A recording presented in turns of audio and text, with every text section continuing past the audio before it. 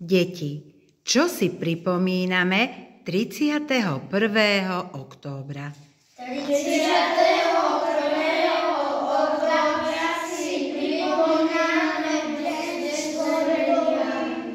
Kto z vás, deti, sporí? Sporí niekto z vás? Lavrika, sporíš? Áno. Máš aj pokladničku? Áno. Kto ešte sporí?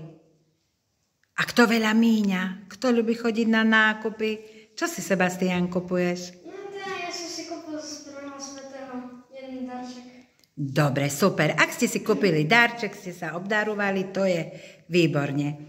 Ale netreba míňať zbytočne peniažky, aby ste si našetrili na nejakú veľkú vec, napríklad bicykel, alebo niečo iné, o čo máte záujem, kolobežku.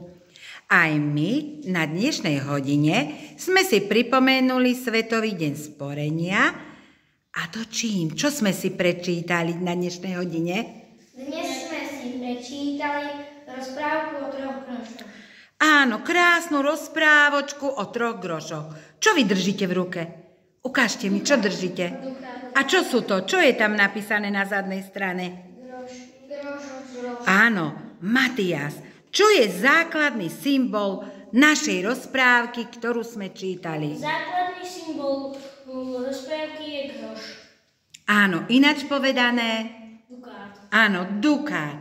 Alex, aký tvár má dukát? Dvihni hore a ukáž nám. Dukát má tvar kruhu.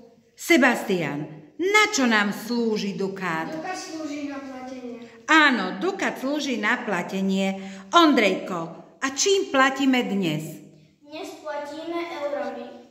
Tiež majú, Patrik, tvar kruhu? Áno, sú aj papierové. Áno, sú aj papierové. Dominik, máš ty doma tiež pokladničku? Áno. Máš v nej eurá? Áno. Aké máš platidlá? Máš tam papierové, alebo máš mince? Mince. A čo radšej by si chcel sporiť? Mince alebo papierové peniažky? Mince. Mince. My si musíme zapamätať jedno, že sporiť by mal každý z vás. Peniažky sa veľmi, veľmi ťažko sporia, ale veľmi ľahko míňajú.